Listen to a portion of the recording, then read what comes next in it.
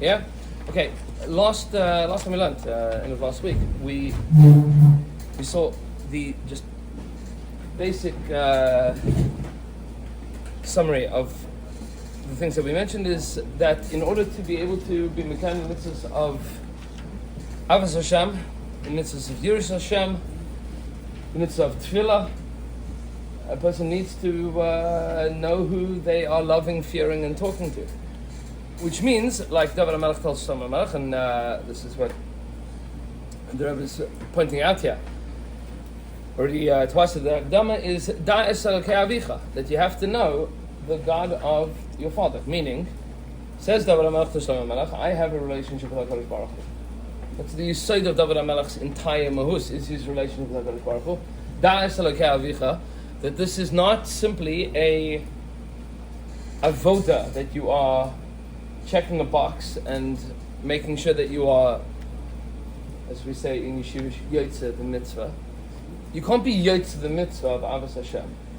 I mean, you can be, obviously. You can do the mitzvah. But there's no, like, stam being yotze the mitzvah. Like, it's true you can pick up a lulav and shake the lulav, and if you picked up the lulav, you mekayim the mitzvah, it's done. It's true. But that is impossible with the mitzvah of Avos Hashem. You can't be yotzei in the mitzvah of Avos Hashem. Much in the same way that a person can't be yotzei in the mitzvah of Avos Yisrael. A person can't be yotzei the mitzvah of loving their parents, loving their children, loving their spouse. You can't be yotzei that mitzvah, like just yotzei. I did it right. I checked. I'm mekayim all of the days of loving my child. So now I'm yotzei. I love them, right? Meaning, unless it's real, it's real. Like you can't have it both ways. There has to be something in the middle, and that thing that's in the middle between the pa'ulos that a person does and the, in yeshivish terminology, and the chalos of the Avos Hashem existing, is knowing the Hashem that you are having this relationship with. Everybody clear on this? Like, you understand what we're saying here? It doesn't work in any other way. You can't, Yiras Shamayim, arguably even more so. You can't be mekayim Yiras Shamayim if you don't know the HaKadosh Baruch Hu that you are afraid of. Like, what is that yira? You're standing in awe of what? If you don't know, you don't know. And if you don't know, then what are you in awe of? At best, you're not mekayim the mitzvah, and at worst, I don't want to say this, but at worst, it's avodah zarah. You're afraid of something that is not HaKadosh Baruch Hu. And that's dangerous. That's a scary thing. There's a one-liner. It's one of my favorite sharpest words of the Kotzker. The Kotzker says, there was a Yid that came to him and said, Rebbe, I don't believe in God. And the Kotzker said to him, don't worry, the same God that you don't believe in, I don't believe in either. Meaning, whatever the God is that you don't believe in, I don't believe in. You want to know the God that I do believe in, that's a different story. Like, to be a kaifer on Narishkat is stam amaratzos. If you want to be an Eved Hashem, if you want Yiras Shamayim, if you want Avos Hashem, you have to know something. And that's the yesod that we've seen so far. And this is what so Yisrael points out from the Zohar Kodesh that we saw on page number 2, going on to page Gimel over here. We got up to the point where it says, Midrash Sachar Tov. You see that page Gimel? Everybody with me there? Yeah? So it says as follows. And you can share with me out. So the Midrash Sachar Tov, B'mei Yizke Nar Archa Lishmar Kidvarecha. Darshaning on the pasuk, B'mei Yizke Nar Es Archa Lishmar Kidvarecha. How is a nar going to be zeicha to preserve this derech, this orach, in order to preserve the words of Hashem? Amar Shlama, says Shlomo Melech, B'chol D'rachacha Da'ehu. You have to know HaKadosh Baruch Hu in all of, what's D'rachacha mean? His ways? Your ways. Right? in all of His ways, da'ehu, you must know Him. Meaning that there are many ways of HaKadosh Baruch Hu, and you have to know them. And if you know HaKadosh Baruch Hu in everything, then He is going to be miyasher your ways. Meaning the knowledge of HaKadosh Baruch Hu that you know in all of His ways is going to change the way that you operate. He will straighten your ways. That's an interesting lesson. What does it mean? Hold on to that for a moment. We're going to explain. V'chein amar, and so too David HaMelech writes, Todi'eni orech chaim. Todi'eni means Todia oti, to inform me of orech chaim, the way of life. V'chein Moshe amar HaKadosh Baruch Hu, va'atan im na matzasi chem be'enecha, hoidi'eni na es derachacha. Moshe Rabbeinu, the deepest desire of Moshe Rabbeinu is to know the ways of HaKadosh Baruch Hu. I want to know your ways. Uksiv in the pasuk says, "Hadricheni b'amitecha v'lamdeni." Ki'atayel ge'ishi. Rebbeinu Shalom, please teach me. Hadricheni, be madrich oti. Lead me. Demonstrate to me. Ba'amitecha, with your amma, or either by your truth or by your arm. V'lamdeni, and teach me. Because you are the God that is Moshiachati. You save me. V'cheinu, and so the pasuk says, Hareini Hashem darkecha. So over and over again. Hareini Hashem darkecha. Hashem, show me your derech. Uksiv, Kayamar Hashem. Andu al drachim u'u u'sha'alu l'nesivus olam eize derech atav l'chuba. Says Basili in Yirmiyah. So says Hashem, learn the ways. Learn the ways and then ask and see. See how the world is operating and figure out what is the correct derech and then go on it. Meaning, HaKadosh Baruch Hu operates in this world in multiple different ways. We are supposed to then investigate, interrogate, understand, perceive how HaKadosh Baruch Hu operates and learn from that. Ru'u be'ezeh derech halach Abraham. See the way that, this is how the Medrash understands. Ru'u be'ezeh derech halach Abraham. See the way that Abraham Avinu walked. U've'ezeh derech halach Nimrod.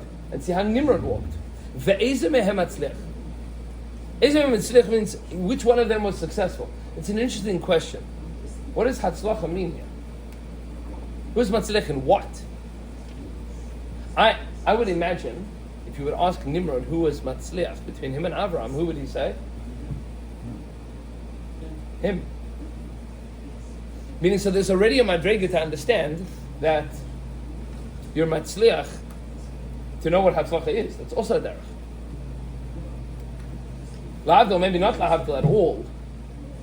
It's kedai to understand that both Israel and Iran are proclaiming that they won. How does Iran say that they won? What'd you say? Okay, true, but that's not even what they care about. What do they care about? That they're alive. As far as they're concerned, as long as Iran still stands until the next American election, they're okay, right? Meaning, as long as the Ayatollah and his regime is still around, he won. You didn't topple the regime. It's around. Which means they live to fight another day. As far as Israel is concerned, what does success mean? You can't kill me now. It's a different definition of Hatzlacha. Hatzlacha by Israel means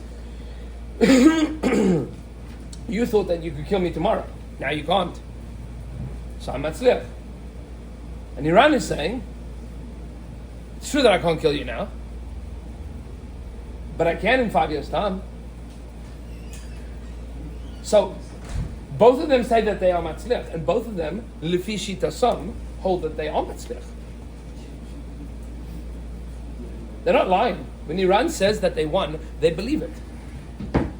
Because that is Hatzlacha by them. They won. So the Medrash is saying something very, very subtle here.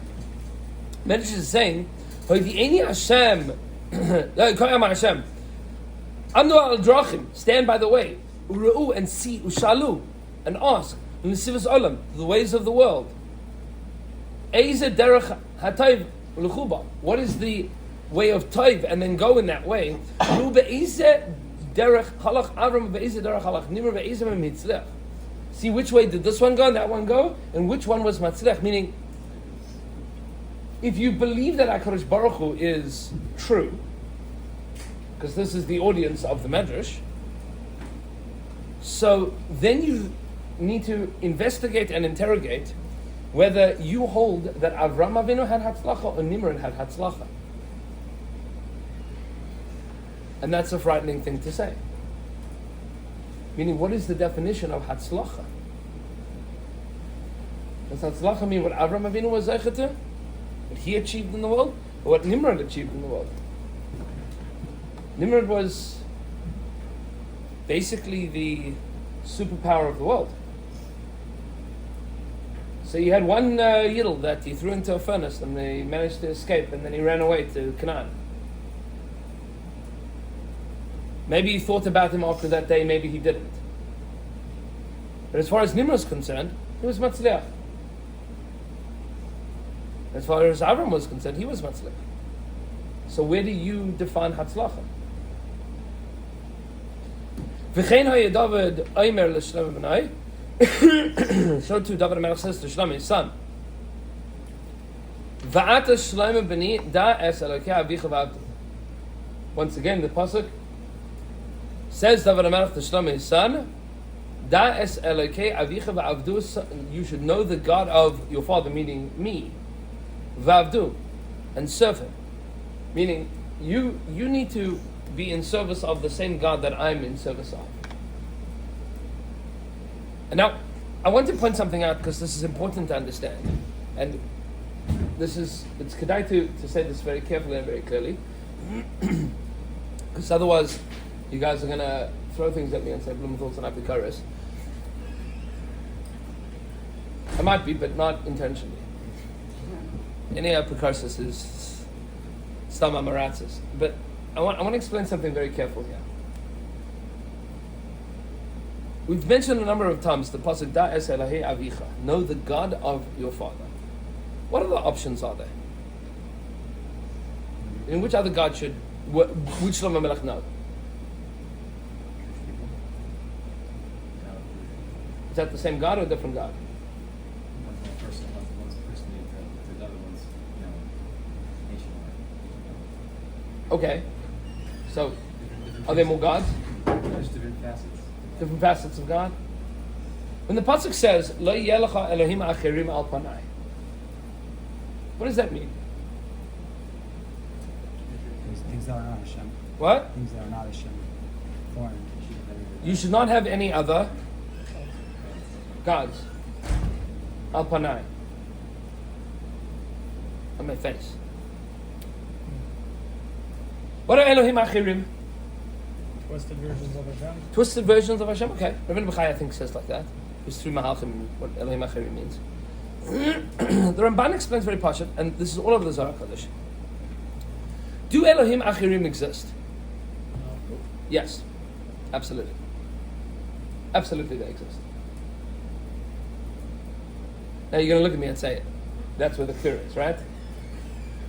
Here comes Blumenthal, the pantheist, polytheist, right? What's Pshat, Elohim acherim? So let's explain. HaKadosh Baruch Hu created the world. Everybody's masking to that, yes? We're all friends on this? Yes. What Yaakov Avinu says to his children before he dies, right? You're all monotheists. Yeah, excellent. HaKadosh Baruch Hu created the world. And there are many, many, many, many kochos that he created in the world that all serve HaKadosh Baruch Hu. Meaning, HaKadosh Baruch Hu created a whole world of nature and a whole world of things that are above nature. The physical, the metaphysical, the visible, the invisible. And all of these things HaKadosh Baruch Hu created in order to create the ma'arechet called this world. Olam Hazeh and beyond. And there are many kochos that are in charge of many, many aspects and facets of the world. For example, HaKadosh Baruch Hu created a very, very powerful koach called the sun. ultimately everything that you eat, all life on earth, comes through the koach of the sun. It's true on a physical level. Very important to understand that this is how all energy that you consume. You had lunch today? What did you have for lunch? Pizza. Where does pizza come from? The kitchen. No, the sun. How does pizza come from the sun? Because pizza is made up of wheat, right? Flour, and flour grows from the earth. There's a process of photosynthesis, right? The energy is drawn from the sun. It grows plants. Those plants are then ground up into, right, is the all of the malachas at the beginning of the Shabbos to get you to the point that you have flour, and then you have dough, and then you bake bread. And the cheese that you put on the pizza came from the cow, and the cow is nourished from grass, and that grass gets its energy from photosynthesis. Meaning, all things that you eat come from the koach of the sun. The sun is one of the most powerful sarim that HaKadosh Baruch Hu has in this world. And the Rambam describes at the beginning of Hilchos Ha'Dei Kechavim. What do we have here? We have a Rambam. This is you have a Rambam. Chelik Aleph. Sefer Amada. Yeah, Rambam. Sefer Amada. Hilchos Ha'Dei Kechavim. Shkoyach. Says the Rambam, how did all the Avodah Zarah in the world exist? Well, too quick. That was too quick. What? What? Yeah, but what did they think? That they could serve them instead of Hashem. So, serve them instead of Hashem. What exactly was the ta'ut? So, says the Rambam, this is Hilchos Avodah Zarah, Perek Aleph. She says, Omru, they said, Hoil va'akel bara kochavim elu begalgalim lahanig es ha'olam. Hashem created these kochavim, these stars, begalgalim, and these orbits, lahanig es ha'olam, to direct the world. V'nasnam b'marim, and He put them up in the sky, right, in the highest of loftiest places. V'chalak lem covered, and gave them massive covered. V'heim shamashim, they are servants of Hashem. V'hameshamshim lefanov, that serve before Him. Re'uyim heim l'shavcham l'farim l'chalak lahem covered. It is worthwhile to be mishabach them, to praise them, to be mafar them, to glorify them. L'chalak lahem covered, to give them honor. V'zeu ratzon akel baruch hu legadol lechavim nishagadol v'chavim.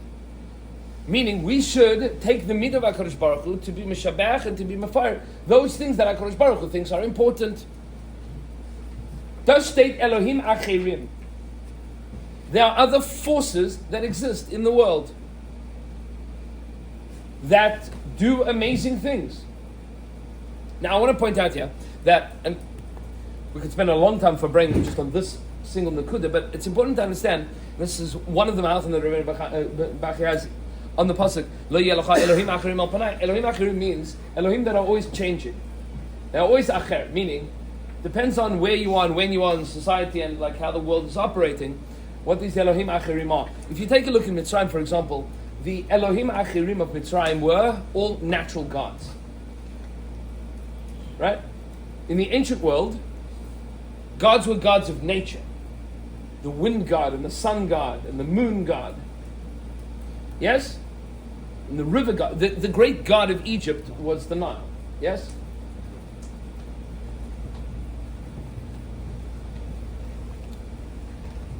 There was one particular god that the Egyptians worshipped. What god did they worship? You familiar with us? The sheep. Did they really worship the sheep? Where do you see in Chumash that they worship the sheep?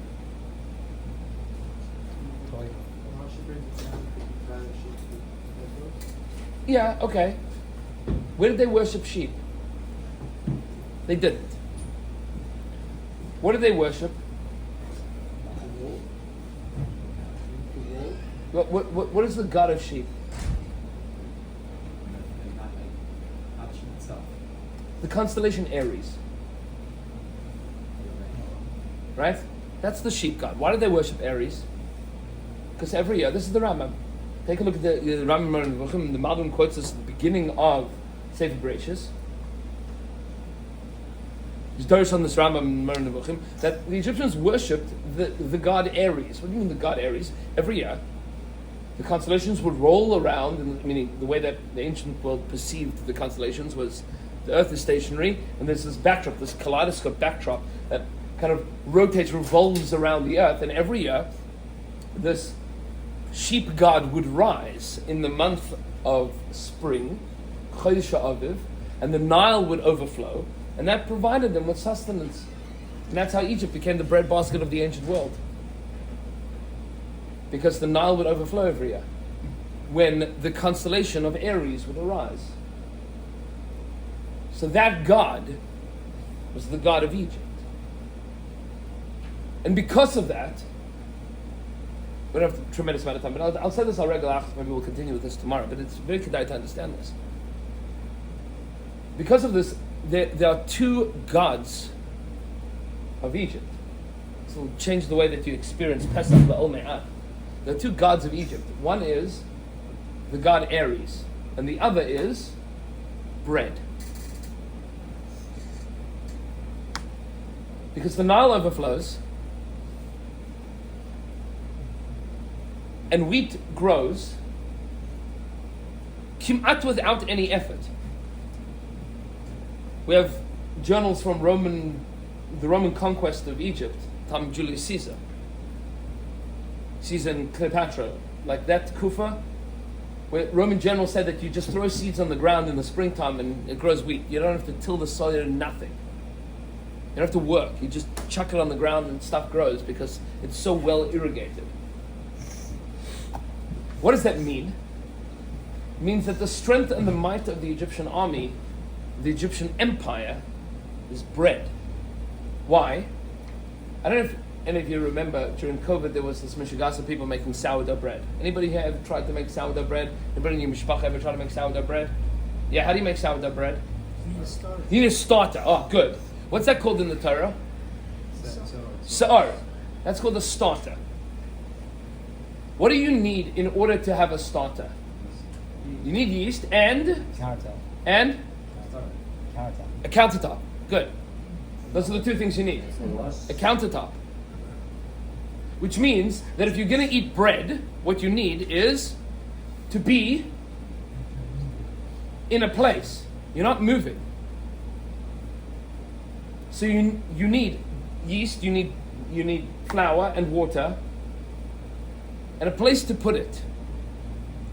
You cannot do that on the back of a camel. You can't, if you're roaming through the desert, you don't eat bread. What do you eat? Matzahs. What's a matzah? Take a little bit of flour and a little bit of water, you mix it together, and you bake it on the ground. That is shepherd's bread. The might of the Egyptian empire came from the fact that they were stationed at one of the major river valleys of the ancient world. They could grow bread. The antithesis of the agriculturalist is the shepherd. Shepherd is totally the antithesis of the agriculturalist. Because the shepherd doesn't need countertops.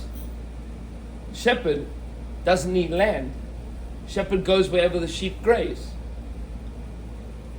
And this, the Malbim points out, this is the machlokes between Cain and Hevel. What is the better way to get back to a place of Gan Eden? Through developing societies. That's called Cain. Build up empires, create malchus, or to be nomadic shepherds. Europe, by the way, believed in land ownership. Sub-Saharan Africa, Native America did not believe in land ownership. They just didn't have such concepts. They had territorial disputes, but nobody owned land because you didn't live anywhere. You moved wherever you. It's machlokes, Cain and Hevel. That's the machlokes, the ol me'ad in humanity.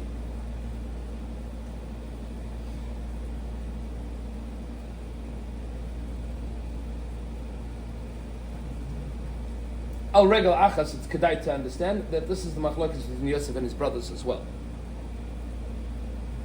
Because the brothers are shepherds. And Yosef has a dream of being what? An agriculturalist. You can't build a society, you can't build a malchus Hashem if you don't have a place. And if you take a look at the Psukim, if you mind carefully in the Psukim, Yosef tells his brothers, when you come to Egypt, make sure to tell Paro that you are shepherds, and that way you stay in Goshen. You won't get involved in Egyptian society because Ta'avas Mitzrayim kol ro'et son. Egyptians despise shepherds. It's the antithesis of Egyptian society. So you have two things here. They worship the sheep god, and they hate the shepherds that utilize sheep. And both of those kavanas are subsumed in the shechting and then the eating of the god of Egypt, the sheep. Because you're saying in the springtime, where the sheep god has arisen to shower Egypt with all of the natural bounty of wheat and bread and countertops, we're going to now kill it and eat it and say, we don't care about that. And then what we're going to do is eat matzah. It is the greatest repudiation of the Egyptian society, of Elohei Mitzrayim. And so even once Klal Yisrael, this is pshat in the Psukim, the end of Parshas Bayit. At the end of all of the mitzvahs, knowing that you are going to keep this thing called Pesach and you're going to leave Mitzrayim, is once a year, once you have built your society in Eretz Yisrael, and you've built your society, once a year you're going to remember that it's important not just to be agriculturalists, but also to be nomadic shepherds. So you're going to, once a year, you're going to take a sheep from wherever you are in the land of Israel, and you're going to walk Alei Regel to Yerushalayim, and you're going to shech the sheep, and you're going to eat shepherd bread. And remember that there is a value to the life of the nomadic shepherd. To understand that, yeah. What is the value of nomad versus Ah. the difference? Because the nomad has to have bitachon. The nomad believes in God. He has to. He doesn't have a choice. The person that lives by the Nile, his God is Elohei Mitzrayim. The source of his power, the thing that he has to give attention to, is as long as the Nile overflows, I'm good. You know who makes this point? This chiluk? Stark chiluk, Moshe Rabbeinu. That the land that you're going to is like Eretz Mitzrayim. It's not like Mitzrayim. In order to be able to eat, Parshas Eikev, right? In order to be able to eat bread, what you need is a relationship with HaKadosh Baruch Hu. Because He makes it rain in Eretz Yisrael. If it doesn't rain, you don't eat.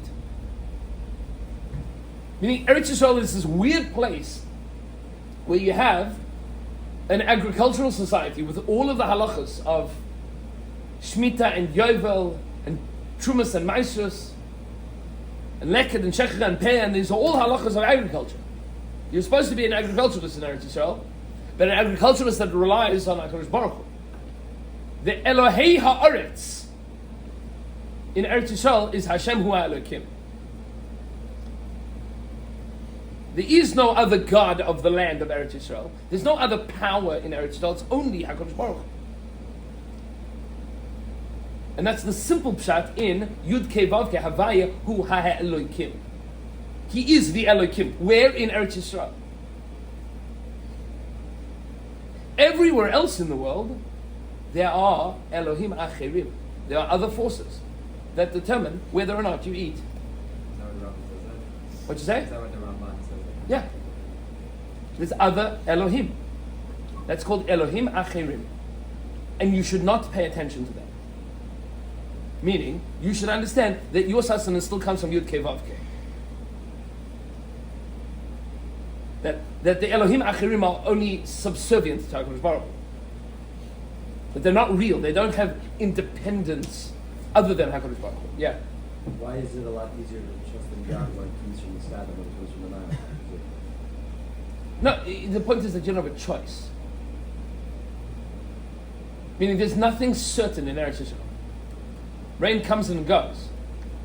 The Nile is something which is natural. It's part of the Teva.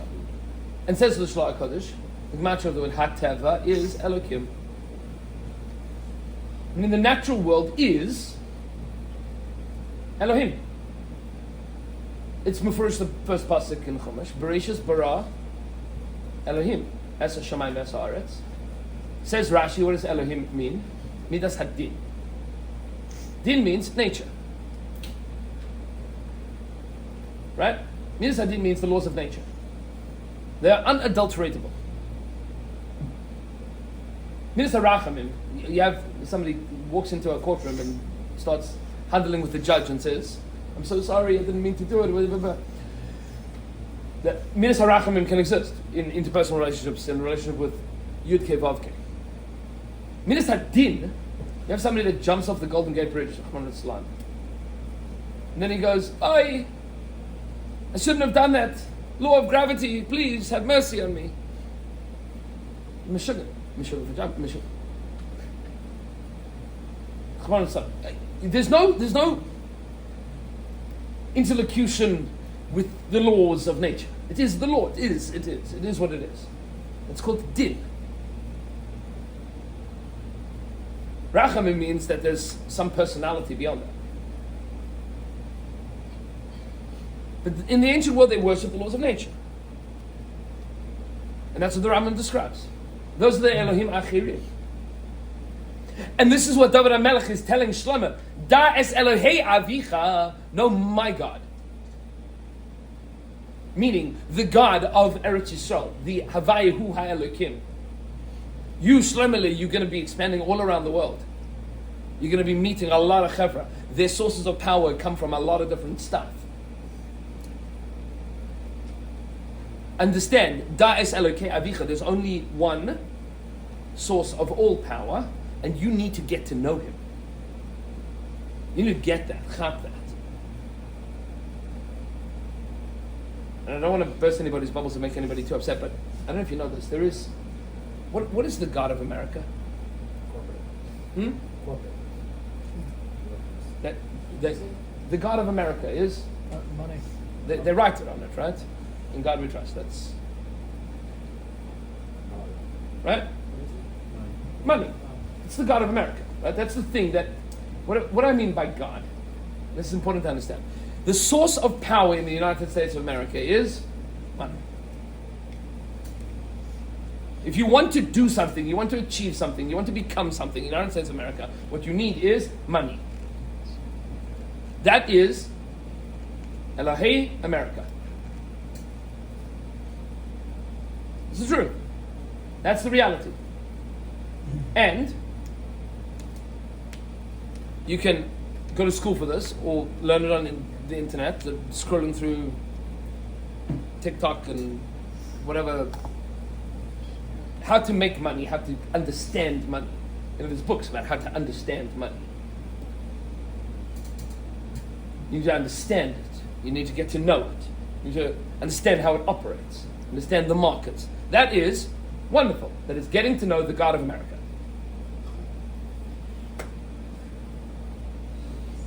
Right? And David HaMelech is telling Shlomo, Da'es Elokei Avicha. Understand that above that there's in the Chanami there's Elohim Achirim. Lo yelcha Elohim Achirim al panai. You don't have other ones instead of me. Your relationship, it doesn't mean don't work for a living. Of course work for a living.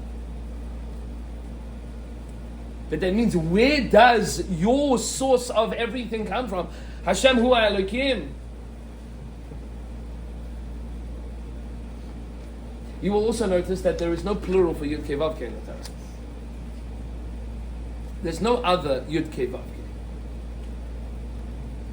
There's Elohim Achirim. The shorish of all things, Yud Kei Vav Kei, there's only one. It's Echad, Yachid, Miuchad. This is simple pshat in the pasuk Shema Yisrael. Listen, Yisrael. Hashem, Yud Kei Vav Kei, Elokeinu, He's our God. That's the one. Hashem, Yud Kei Vav Kei, is Echad. Contains all of everything. There is no other source of power anywhere else. That's called monotheism. Welcome to the club. Throughout the generations, in many different places, there have been many, many, many, many, many other sources of power. Things that have been at the top of the hierarchy of that society. Lemashal, in America today, it's money. In Russia, what's the god of Russia? What? Vodka, yeah.